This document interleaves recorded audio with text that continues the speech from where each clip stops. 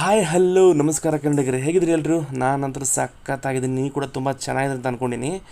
So ನೀವೇನಾದರೂ ತಿರುಪತಿ ಹೋಗ್ಬೇಕಂತ plan ಮಾಡಿದ್ರೆ ಈ ವಿಡಿಯೋ ನಿಮ್ಗೆ ತುಂಬ ಹೆಲ್ಪ್ ಆಗುತ್ತೆ.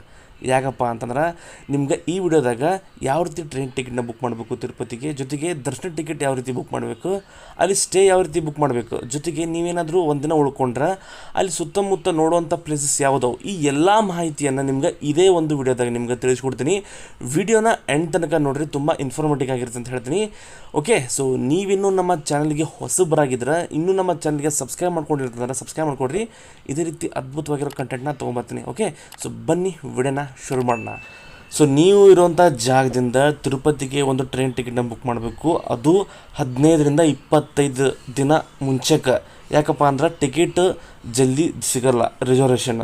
ಯಾಕಂದ್ರೆ ತುಂಬ ಜನ ಹೋಗಿರ್ತಾರೆ ತಿರುಪತಿಗೆ. ಸೊ ಅಡ್ವಾನ್ಸ್ ಬುಕ್ ಮಾಡ್ಕೊಳ್ಳೋದು ಭಾಳ ಬೆಸ್ಟ್. ನೀವು ಬೆಂಗಳೂರಿಂದನೂ ಕೂಡ ನಿಮಗೆ ಟ್ರೈನ್ ಅವೈಲೇಬಲ್ ಐತಿ, ಅಥವಾ ನೀವು ಹುಬ್ಬಳ್ಳಿ, ಗದಗ, ಬೆಳಗಾವಿ, ಕೊಪ್ಪಳ, ಗದಗ ಈ ಕಡೆಯಿಂದ ಹೋಗ್ತೀನಪ್ಪ ಅಂತಂದ್ರೆ ಈ ಕಡೆಯಿಂದನೂ ಅವೈಲೇಬಲ್ ಐತಿ. ಸೊ ಎಲ್ಲ ಟ್ರೈನದ್ದು ನಿಮ್ಗೆ ಇಲ್ಲೇ ಲಿಸ್ಟ್ ಹಾಕಿರ್ತೀನಿ. ನಮ್ಮ ಸೈಡ್ ಅಂದರೆ ಹುಬ್ಬಳ್ಳಿ, ಧಾರವಾಡ ಮತ್ತು ಗದಗ ಈ ಕಡೆ ಸೈಡ್ ಹೋಗೋರಿದ್ರಪ್ಪ ಅಂದ್ರೆ ಹರಿಪುರಿ ಎಕ್ಸ್ಪ್ರೆಸ್ ಬೆಸ್ಟ್. ನೀವು ಬೆಂಗಳೂರಿಂದ ಹೋಗೋರಿದ್ರಪ್ಪ ಅಂದ್ರೆ ತಿರುಪತಿ ಎಕ್ಸ್ಪ್ರೆಸ್ ಅಂತೈತಿ. ಸೊ ನೀವು ಅದಕ್ಕೆ ಹೋಗ್ಬೋದು. ಅದು ಬಿಟ್ಟರೆ ಬೇರೆ ಬೇರೆನೂ ಟ್ರೈನ್ಗಳು ಅವೈಲೇಬಲ್ ಅದಾವೆ, ಬಟ್ ವಾರಕ್ಕೆ ಒಂದೇ ಇರ್ತಾವೆ. ಸೊ ಅದನ್ನು ನೋಡ್ಕೊಂಡು ನೀವು ಕರೆಕ್ಟಾಗಿ ಬುಕ್ ಮಾಡ್ಕೊಂಡು ಪ್ಲ್ಯಾನ್ ಮಾಡ್ಕೊಂಡು ಹೋಗ್ಬೇಕು. ಓಕೆ, ಸೊ ನೀವು ದರ್ಶನ ಟಿಕೆಟ್ ಏನೈತೆ ನೋಡಿರಿ, ಅಡ್ವಾನ್ಸ್ ಕೂಡ ಬುಕ್ ಮಾಡ್ಬೋದು. ಅಂದ್ರೆ ಅವರು TTD ಅವರು ಒಂದು ತಿಂಗಳು ಮುಂಚೆಗೆ ದರ್ಶನ ಟಿಕೆಟ್ ಬಿಟ್ಟಿರ್ತಾರೆ. ಸೊ ನೀವು ಅದನ್ನು ಆನ್ಲೈನ್ ಮುಖಾಂತರನೂ ಕೂಡ ನೀವು ಬುಕ್ ಮಾಡಿ ಹೋಗ್ಬೋದು. ಇಲ್ಲಪ್ಪ ಸಿಗಲ್ಲ ಅವು ನಮಗೆ ಅಂತಂದು ಅಂದ್ಕೊಂಡ್ರೆ ನೀವು ಡೈರೆಕ್ಟ್ ಅಲ್ಲೇ ಹೋಗಿ ಕೂಡ ಪಾಳೆ ಹಚ್ಚಿ ಡೈಲಿ 10ರಿಂದ 12 ಸಾವಿರ ನಿಮ್ಗೆ ದರ್ಶನ ಟಿಕೆಟ್ ಕೊಡ್ತಾ ಇರ್ತಾರೆ ಡೈಲಿ. ಸೊ ನೀವು ಅಲ್ಲೇ ಹೋಗಿ ಪಾಳೆ ಹಚ್ಚಿ ದರ್ಶನ ಟಿಕೆಟನ್ನು ತೊಗೋಬೋದು. ಸೊ ಅದು ಯಾವ ರೀತಿ ಅಂತ ನಿಮ್ಗೆ ಹೇಳ್ತೀನಿ. ಸೊ ನೀವು ಆನ್ಲೈನ್ ಮುಖಾಂತರ ಯಾವ ರೀತಿ ಬುಕ್ ಮಾಡ್ಕೋಬೇಕು ಅನ್ನೋದನ್ನು ನಿಮ್ಗೆ ತಿಳಿಸ್ಕೊಡ್ತೀನಿ ಇವಾಗ. ಸೊ ನೋಡಿರಿ, ಅಡ್ವಾನ್ಸ್ ಒಂದು 15-20 ದಿನ ಮುಂಚೆಗೆ ನೀವು ಅವರು ಟಿಕೆಟ್ನ ಬಿಟ್ಟಿರ್ತಾರೆ. ಸೊ ಅಷ್ಟರೊಳಗೆ ನೀವು ಅವ್ರ ವೆಬ್ಸೈಟ್, ಅಫಿಷಿಯಲ್ ವೆಬ್ಸೈಟು ಅಥವಾ ಅವ್ರದ್ದು ಅಫಿಷಿಯಲ್ TTD ಅವ್ರದ್ದು ಆ್ಯಪ್ ಐತಿ, ಆ ಆ್ಯಪಿಗೆ ಹೋಗ್ಬಿಟ್ಟು ನೀವು ಲಾಗಿನ್ ಆಗಬೇಕು. ಲಾಗಿನ್ ಆಗಿ ಈ ರೀತಿ ಸ್ಪೆಷಲ್ ದರ್ಶನ ಅಂತ ಇರುತ್ತೆ ನೋಡಿರಿ. ಸೊ ಈ ಥರ ಕ್ಲಿಕ್ ಮಾಡಿದ್ರೆ ನಿಮ್ಗೆ ನಿಮ್ಮ ನಂಬರ್, ವೆಬ್ಸೈಟ್ ಆಗಿದ್ರೆ ನಂಬರ್ ಕೇಳುತ್ತೆ, OTP ಹಾಕಿದ್ರೆ ಡೈರೆಕ್ಟ್ ಈ ಥರ ಓಪನ್ ಆಗ್ಬಿಡುತ್ತೆ. ಸೊ ನೀವು ಯಾವ ದಿನ ಹೋಗ್ತೀರಿ ನೋಡಿರಿ, ಆ ದಿನದ ಡೇಟ್ ಕ್ಲಿಕ್ ಮಾಡಿದರೆ ನಿಮಗೆ ಅವೈಲೇಬಲ್ ಐತೋ ಇಲ್ಲೋ ಅಂತ ಟಿಕೆಟ್, ದರ್ಶನ ಟಿಕೆಟ್ ಐತಿ ಇಲ್ಲೋ ತೋರಿಸ್ತಾರೆ. ಸೊ ನೋಡ್ತಿರ್ಬೋದು ನೀವು 3 ತಿಂಗಳು, ಜುಲೈ, ಆಗಸ್ಟ್, ಸೆಪ್ಟೆಂಬರ್ 3 ತಿಂಗಳದ್ದು ದರ್ಶನ ಟಿಕೆಟ್ ಅವೈಲೇಬಲ್ ಇಲ್ಲ, ಆಲ್ರೆಡಿ ಎಲ್ಲ ಸೋಲ್ಡ್ ಔಟ್ ಆಗ್ಬಿಟ್ಟೈತಿ. ಸೊ ಆನ್ಲೈನ್ದಾಗ ಟಿಕೆಟ್ ಸಿಗೋದು ತುಂಬಾ ಕಷ್ಟ. ಸೊ ಆದಷ್ಟು ಎಷ್ಟು ಜಲ್ದಿ ಬುಕ್ ಮಾಡ್ತೀರ ಅಷ್ಟು ಜಲ್ದಿ ಬುಕ್ ಮಾಡಿದ್ರೆ ನಿಮ್ಗೆ ಆನ್ಲೈನ್ದಾಗ ದರ್ಶನ ಟಿಕೆಟ್ ಸಿಗುತ್ತೆ. ಕೆಲವೊಮ್ಮೆ 300 ರೂಪೀಸ್ ಇರುತ್ತೆ, ಒಮ್ಮೆ 500 ರೂಪೀಸ್ ಇರುತ್ತೆ. ಸೊ ನೋಡಿರಿ ನೀವು ಅಲ್ಲಿ ಎಷ್ಟು ರೂಪೀಸ್ ತೋರಿಸಿ ನಿಮ್ದು ಡೀಟೇಲ್ಸ್, ಎಷ್ಟು ಜನ ಹೋಗ್ತೀರಿ ಆ ಡೀಟೇಲ್ಸನ್ನು ನೀವು ಅಲ್ಲಿ ಹಾಕಿ, ಅವ್ರದ್ದೆಲ್ಲ ಏನು ಆಧಾರ್ ಕಾರ್ಡು ಅವ್ರ ಡೀಟೇಲ್ಸ್ ಎಲ್ಲ ಹಾಕಿ, ಆಧಾರ್ ಕಾರ್ಡನ್ನ ತೊಗೊಂಡು ನೀವು ತಿರುಪತಿ ಹೋದಾಗ ನೀವು ಆ ಟಿಕೆಟ್ ಒಂದು ಬರ್ತದೆ ನೀವು ಪೇ ಮಾಡಿದಾಗ. ಸೊ ಆ ಒಂದು ಟಿಕೆಟ್ ಜೆರಾಕ್ಸ್ನ ತೊಗೊಂಡು ಹೋಗಿ ಅವ್ರು ತೋರಿಸಿದ್ರೆ ಸಾಕು, ನೀವು ಡೈರೆಕ್ಟಾಗಿ ಪಾಳ್ಯಕ್ಕೆ ಬಿಡ್ತಾರೆ. ಸೊ ನೀವು ಅಲ್ಲಿ ಪಾಳ್ಯ ಹಚ್ಚಿ ಒಳಗಡೆ ಹೋಗ್ಬೋದು. ಓಕೆ, ನೀವೇನಾದ್ರು ಆಫ್ಲೈನ್ ಅಂದ್ರೆ ಅಲ್ಲೇ ಹೋಗಿ ದರ್ಶನ ಟಿಕೆಟ್ ಬುಕ್ ಮಾಡ್ತೀನಪ್ಪ ಅಂತಂದ್ರೆ 3 ಕಡೆ ನಿಮ್ಗೆ ದರ್ಶನ ಟಿಕೆಟ್ ಅವೈಲೇಬಲ್ ಆಗುತ್ತೆ. ಎಲ್ಲಿಪ್ಪ ಅಂತಂದ್ರೆ ಶ್ರೀನಿವಾಸ ಕಾಂಪ್ಲೆಕ್ಸ್ ಬಸ್ ಸ್ಟ್ಯಾಂಡ್ ಹತ್ತಿರ, ವಿಷ್ಣು ನಿವಾಸಂ ರೈಲ್ವೆ ಸ್ಟೇಷನ್ ಹತ್ತಿರ, ಮತ್ತು ಭೂದೇವಿ ಕಾಂಪ್ಲೆಕ್ಸ್, ಅದು ಅಲಿಪಿರಿ ಮೆಟ್ಲು. ಅಂದರೆ ನೀವು ಅಲಿಪಿರಿ ಮೆಟ್ಲು ಹತ್ತಕ್ಕೆ ಸ್ಟಾರ್ಟ್ ಮಾಡ್ತಿರಲ್ಲ, ಸೊ ಅಲ್ಲಿ ನಿಮಗೆ ಭೂದೇವಿ ಕಾಂಪ್ಲೆಕ್ಸ್ ಅಂತ ಐತಿ. ಸೊ ಅಲ್ಲಿ ನಿಮಗೆ ದರ್ಶನ ಟಿಕೆಟ್ ಅವೈಲೇಬಲ್ ಸಿಗುತ್ತೆ. ಸೊ ನಾವು ಭೂದೇವಿ ಕಾಂಪ್ಲೆಕ್ಸ್ನಾಗ ನಾವು ದರ್ಶನ ಟಿಕೆಟ್ ತೊಗೊಂಡ್ವಿ, ಯಾಕಂದ್ರೆ ಅಲ್ಲಿ 10 ಕೌಂಟರ್ ಇರೋದ್ರಿಂದ ಜಲ್ದಿ ಸಿಗುತ್ತೆ ಅನ್ನೋ ಕಾರಣಕ್ಕೆ ಹೋದ್ವಿ. ಬಟ್ ಪಾಳೆನೂ ಅದೇ ರೀತಿ ಇರುತ್ತೆ, ಎಷ್ಟು ಜಲ್ದಿ ಹೋಗಿ ಪಾಳಿಸ್ತೀರಿ ಅಷ್ಟು ಜಲ್ದಿ ನಿಮ್ಗೆ ದರ್ಶನ ಟಿಕೆಟ್ ಸಿಗುತ್ತೆ. ಸೊ ನಾವು ರಾತ್ರಿ ಮಧ್ಯರಾತ್ರಿ 2 ಗಂಟೆಗೆ ಪಾಳೆ ಹಚ್ಚಿದ್ವಿ. 2-3 ಅವರ್ಸ್ ಆದಮೇಲೆ ಅಂದರೆ ಒಂದು 5-6 ಗಂಟೆ ಸುಮಾರು ನಮ್ಗೆ ದರ್ಶನದ್ದು ಟಿಕೆಟ್ ಸಿಕ್ತು. ಸೊ ಆದಷ್ಟು ಜಲ್ದಿ ಹೋಗಿ ಪಾಳೆ ಹಚ್ಚಿರಿ, ಅಂದ್ರೆ 2 ಅಥವಾ 3 ಗಂಟೆಗೆ ಹೋಗಿ ಪಾಳೆ ಹಚ್ಚಿರಿ, ನಿಮಗೆ ದರ್ಶನ ಟಿಕೆಟ್ ಸಿಗೋ ಚಾನ್ಸಸ್ ಜಾಸ್ತಿ ಇರುತ್ತೆ.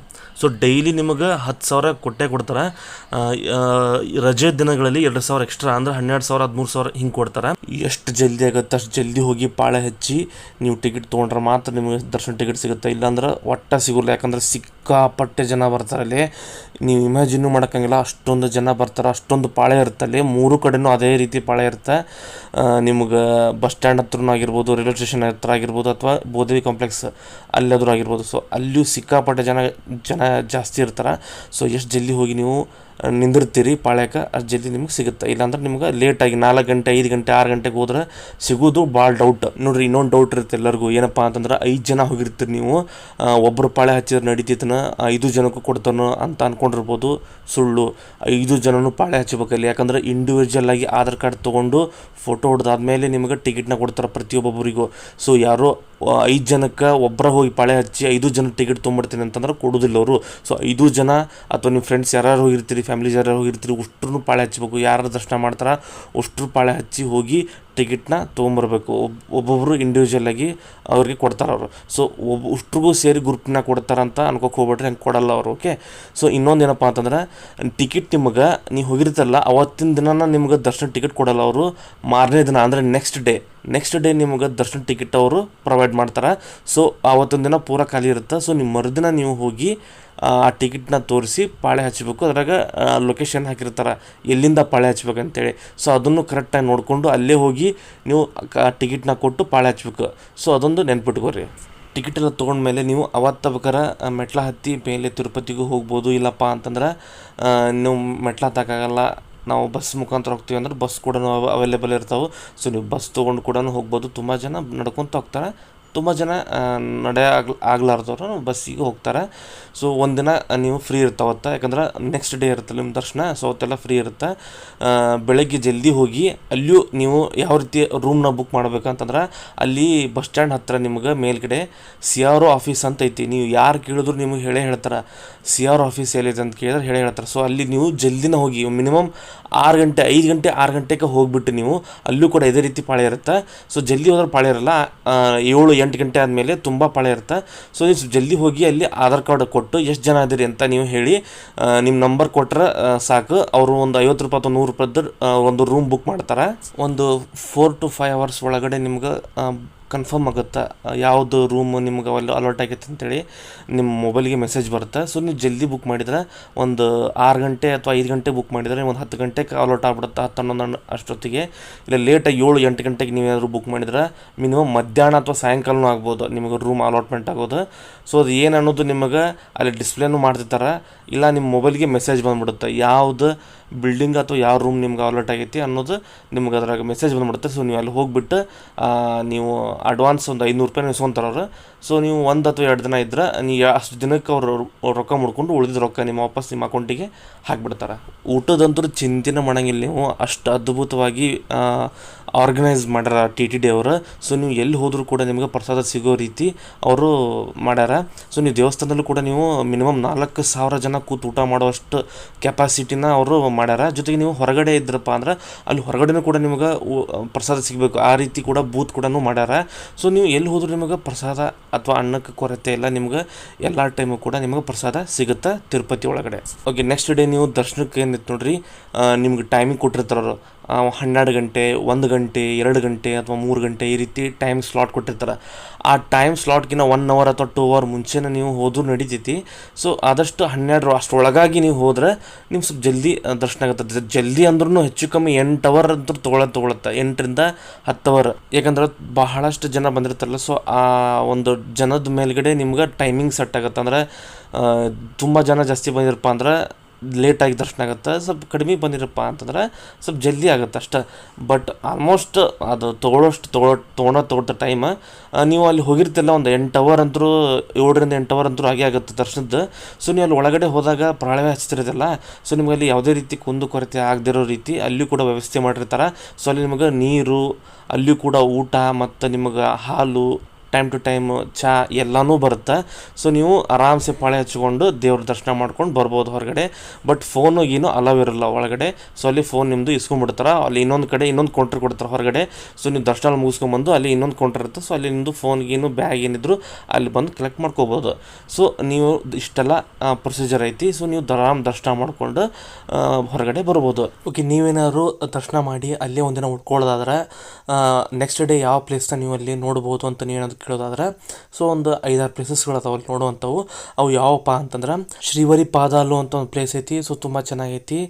ಶ್ರೀ ವೆಂಕಟರಮಣ ಸ್ವಾಮಿ ಮೊದಲ ಬಾರಿ ಭೂಮಿ ಮೇಲೆ ಪಾದವನ್ನು ಇಟ್ಟಂಥ ಸ್ಥಳ ಅದು. ಸೊ ತುಂಬ ಚೆನ್ನಾಗೈತಿ, ನೀವು ಅಲ್ಲಿ ಹೋಗ್ಬೋದು. ಮತ್ತು ಪಾಪ ನಿವಾಸಿನಿ ಅಂತ ಹೇಳ್ಬಿಟ್ಟು ಇನ್ನೊಂದು ಜಾಗ ಐತಿ, ಅದು ಕೂಡ ತುಂಬ ಚೆನ್ನಾಗೈತಿ. ಇನ್ನೊಂದು ಆಕಾಶಗಂಗಾ ಅಂತೇಳಿ ಪ್ಲೇಸ್ ಐತಿ. ಸೊ ತುಂಬ ಚೆನ್ನಾಗೈತಿ. ಅಲ್ಲಿ ಬರುವಂತಹ ನೀರನ್ನು ಇವಾಗ್ಲೂ ತಿರುಪತಿಯ ಗರ್ಭಗುಡಿಯ ಅಭಿಷೇಕಕ್ಕೆ ಬಳಸ್ತಾರೆ. ಸೊ ತುಂಬ ಚೆನ್ನಾಗೈತಿ ಆ ಪ್ಲೇಸು ಕೂಡ. ಮತ್ತು ಜಪಾಲಿ ಅಂತ ಇನ್ನೊಂದು ಪ್ಲೇಸ್ ಐತಿ. ಮತ್ತು ಇದೇ ರೀತಿ ತುಂಬಾ ಹಲವಾರು ಪ್ಲೇಸಸ್ಗಳು ಭಾಳ ಅದಾವೆ ಅಲ್ಲಿ. ಸೊ ನೀವು ಅಲ್ಲಿ ನೋಡ್ಬೋದು. ನಿಮ್ಗೆ ಪ್ರೈವೇಟ್ ವೆಹಿಕಲ್ಲು ಕೂಡ ಅವೈಲೇಬಲ್ ಅದಾವೆ. ಸ್ವಲ್ಪ ಜಾಸ್ತಿ ಚಾರ್ಜ್ ಮಾಡ್ತಾರೆ ಅವರು. ಬೇಡಪ್ಪ ನಾವು ಬಸ್ಸಲ್ಲಿ ಹೋಗ್ತೀವಿ ಅಂತಂದ್ರೆ ಗೌರ್ಮೆಂಟ್ ಬಸ್ ಕೂಡ ಅವೈಲೇಬಲ್ ಅದಾವೆ. ನೀವು ಅಲ್ಲಿ ಗೌರ್ಮೆಂಟ್ ಬಸ್ ಸ್ಟಾಪ್ಗಳು ಅದಾವೆ ನಿಮಗಲ್ಲಿ. ನೀವು ಅಲ್ಲಿ ಹೋಗಿ ನೀವು ಬಸ್ಸನ್ನು ಕೇಳಿದ್ರೆ ಅವರು ಹೇಳ್ತಾರೆ ನಿಮ್ಗೆ ಯಾವ ಪ್ಲೇಸ್ ನೋಡ್ಬೋದು ಅಂತ ಅವ್ರ ಹೇಳ್ತಾರೆ. ಸೊ ನೀವು ಆ ಬಸ್ನ ಹತ್ತಿ ಈ ಎಲ್ಲ ಪ್ಲೇಸಸ್ಗಳನ್ನ ನೀವು ನೋಡ್ಬೋದು. ಮತ್ತು ನೀವು ತಿರುಮಲದಿಂದ ಕಾಳಹಸ್ತಿಗೂ ಕೂಡ ಹೋಗಿ ಬರ್ಬೋದು. ಅದು ತುಂಬ ಚೆನ್ನಾಗೈತಿ ಕಾಳಹಸ್ತಿ. ಮತ್ತು ಪದ್ಮಾವತಿ ಟೆಂಪಲ್ ಕೂಡ ಐತಿ, ಅದನ್ನು ನೋಡಿ ಬರ್ಬೋದು. ಸೊ ಇವೆಲ್ಲ ಪ್ಲೇಸಸ್ದು ನಾನು ಆಲ್ರೆಡಿ ಒಂದು ವಿಡಿಯೋ ಮಾಡಿ ಹಾಕೀನಿ, ಎಲ್ಲ ಡೀಟೇಲ್ ಆಗಿ ಹೇಳಿದ್ದೀನಿ. ಆ ವಿಡಿಯೋ ಬೇಕಾದ್ರೆ ನಿಮಗೆ ಡಿಸ್ಕ್ರಿಪ್ಷನ್ ಲಿಂಕ್ ಕೊಟ್ಟಿರ್ತೀನಿ ಅಥವಾ ವಿಡಿಯೋ ಎಂಡ್ದಲ್ಲಿ ಕೊಟ್ಟಿರ್ತೀನಿ, ಅದನ್ನು ನೀವು ನೋಡ್ಬೋದು. ಸೊ ಇದಾಗಿತ್ತು ಸಂಪೂರ್ಣವಾಗಿ ತಿರುಪತಿಯ ಒಂದು ವಿಡಿಯೋ. ಸೊ ಐ ಹೋಪ್ ನಿಮ್ಗೆ ವಿಡಿಯೋ ಇಷ್ಟ ಆಯ್ತು ಅಂತ ಅಂದ್ಕೊಂಡಿನಿ. ಎಲ್ಲರ ಒಂದು ಇನ್ಫಾರ್ಮೇಷನ್ ಮಿಸ್ ಆಗಿತ್ತಪ್ಪ ಅಥವಾ ನಿಮ್ಗೆ ಏನಾದರೂ ಬೇಕಾಗಿತ್ತಪ್ಪ ಅಂತಂದ್ರೆ ಕಮೆಂಟ್ ಮಾಡಿರಿ, ನಾನು ಅಲ್ಲೇ ಹೇಳ್ತೀನಿ. ಓಕೆ, ಸೊ ವಿಡಿಯೋ ಇಷ್ಟ ಆಗಿದ್ರೆ ವಿಡಿಯೋನ ಲೈಕ್ ಮಾಡಿ. ಅದೇ ರೀತಿ ಏನು ಅನಿಸ್ತು ವಿಡಿಯೋ ಬಗ್ಗೆ ಕಮೆಂಟ್ ಮಾಡಿರಿ. ಆ್ಯಂಡ್ ನಿಮ್ಮ ನೆಕ್ಸ್ಟ್ ಟ್ರಿಪ್ ತಿರುಪತಿ ಯಾವಾಗಂತ ಹೇಳ್ರಿ. ಆ್ಯಂಡ್ ಈ ವಿಡಿಯೋನ ಅವ್ರಿಗೆ ಶೇರ್ ಮಾಡಿರಿ. ಮತ್ತೆ ಬಟ್ಟಕ್ಕೆ ನಿಮ್ಮನ್ನು ಮುಂದೆ ನೋಡೋದಕ್ಕೆ ಅಲ್ಲಿವರೆಗೂ ಟೇಕ್ ಕೇರ್, ಟಾಟಾ, ಬಾಯ್.